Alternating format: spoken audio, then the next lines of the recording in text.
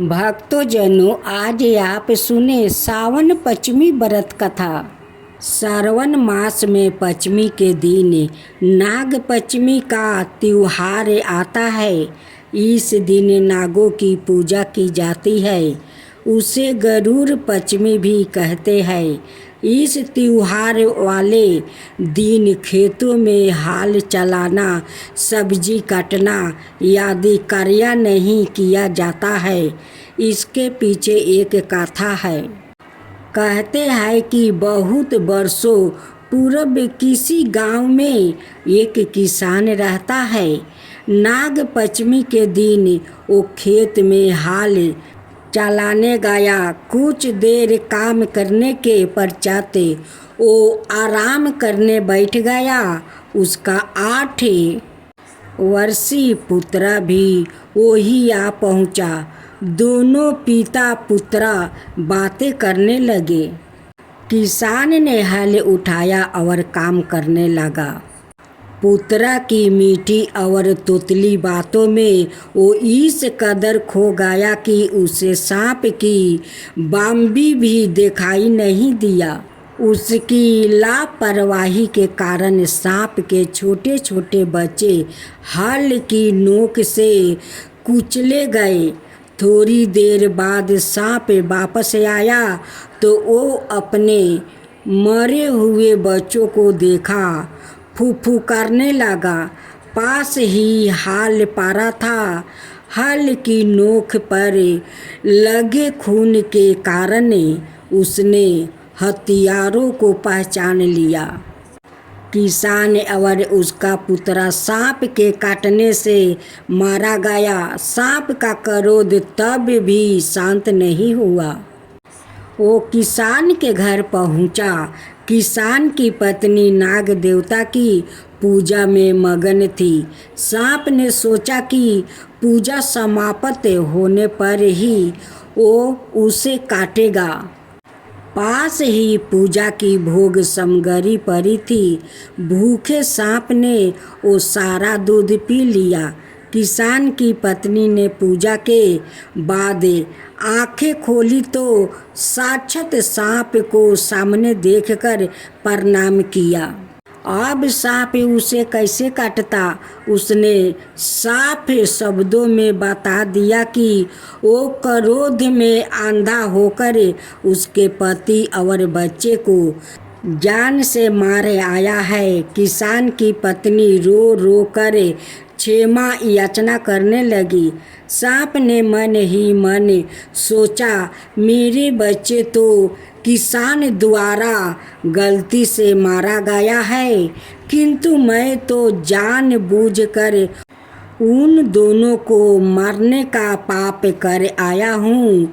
उसने किसान की पत्नी से कहा, शीघ्र चलो, मैं तुम्हारे पति और पुत्र का सारा विष चूसकर उसे जीवित कर देता हूँ। किसान की पत्नी उसके साथ खेत की और भागी। सांप ने दोनों मृतक शरीर से सारा विष चूस लिया। कुछ ही देर में किसान और उसका पुत्र आंखें मलते हुए उठ बैठा। सबने मिलकर सांप को नमस्कार किया और सांप ओझल हो गया। बस तभी से वो प्रथा चली आ रही है।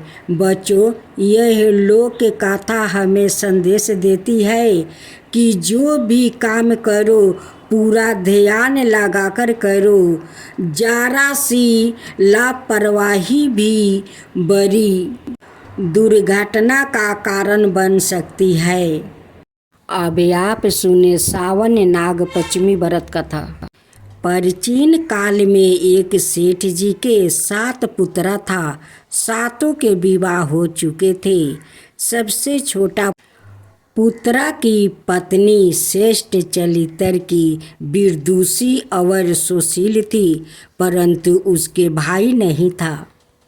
एक दिन बड़ी बहू ने घर लिपने को पीली मिट्टी लाने के लिए सभी बहुओं को साथ चलने को कहा तो सभी डालियाँ और खुरपी लेकर मिट्टी खोदने लगी। तभी वहाँ एक सांप निकला।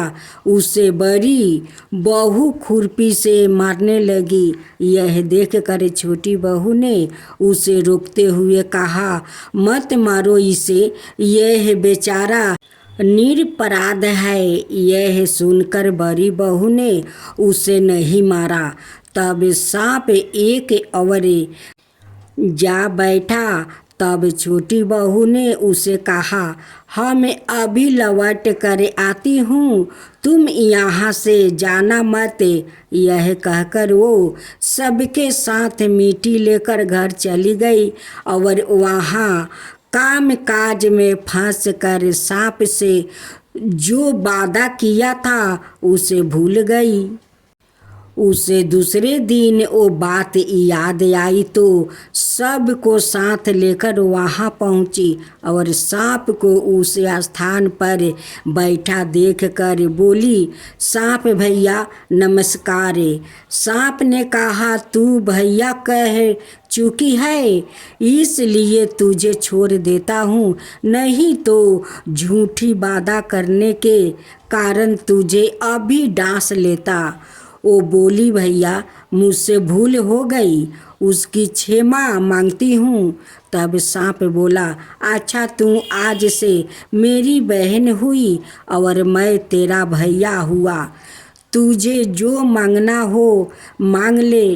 वो बोली, भैया मेरा कोई नहीं है, अच्छा हुआ जो तू मेरा भैया बन गया। कुछ दिन व्यतीत होने पर वो सांप मनुष्य का रूप राख कर उसके घर आया और बोला कि मेरी बहन को भेज दो। सबने कहा कि इसके तो कोई भाई नहीं था। तब सांप बोला, मैं दूर के रिश्ते में इसका भाई हूँ, बचपन में ही बाहर चला गया था। उसके विश्वास दिलाने पर घर के लोगों ने छोटी को उसके साथ भेज दिया। उसने मार्ग में बताया कि मैं वही सांप हूँ, इसलिए तू डरना नहीं और जहाँ चलने में कठिनाई हो वहाँ मेरी पोंछ पकड़ लेना। उसने कहे अनुसार ही किया और इस प्रकार वो उसके घर पहुंच गई। वहाँ के धन ऐश्वर्य को देखकर वो चकित हो गई। एक दिन सांप की माता ने उसे कहा, मैं एक काम से बाहर जा रही हूँ, तू अपने भाई को ठंडा दूध पिला देना। उसे यह बात ध्यान ना रही और उसे गर्म दूध पिला दिया, जिससे उसका मुख बेतरह जल गया। यह देखकर सांप की माता बहुत क्रोधित हुई, परंतु सांप के समझाने पर शांत हो गई। तब सांप ने कहा कि बहन को अब उसके घर भेज देना चाहिए। तब सांप और उसके पिता ने उसे बहुत सा सोना चांदी जेवरात वस्तु आभूषण आदि देकर उसके घर पहुंचा दिया। इतना ढेर सारा धन देखकर बड़ी बहू ने ईर्ष्या से कहा, भाई तो बड़ा धनवान है, तुझे तो उसे और भी धन लाना चाहिए।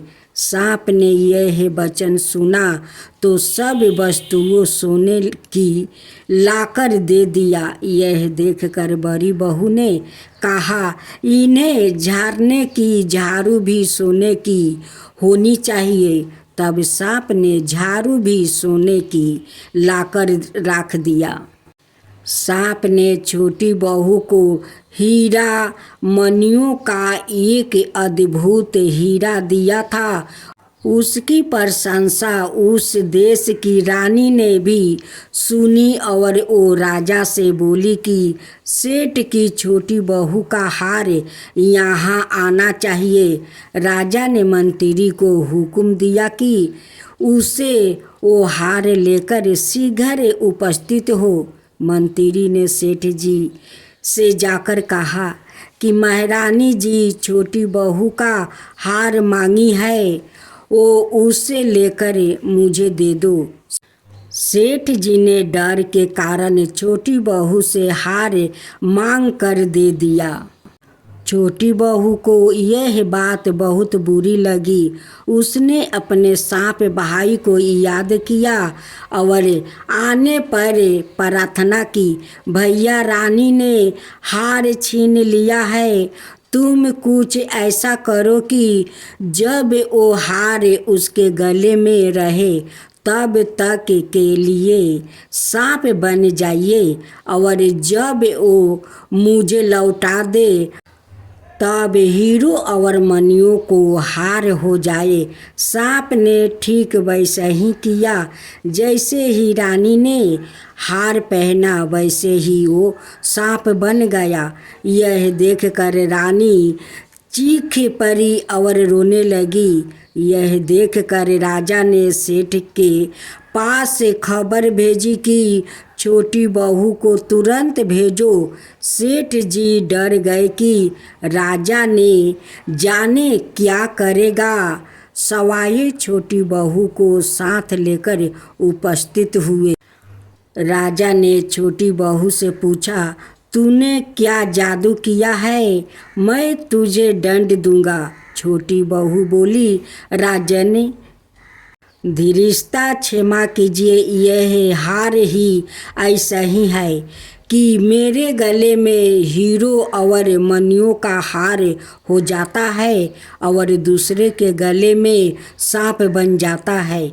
यह सुनकर राजा ने वो सांप बाना हार उसे देकर कहा कि अभी पहन कर दिखाओ। छोटी बहू ने जैसे ही उसे पहना वैसे ही हारो मनियों का हार हो गया।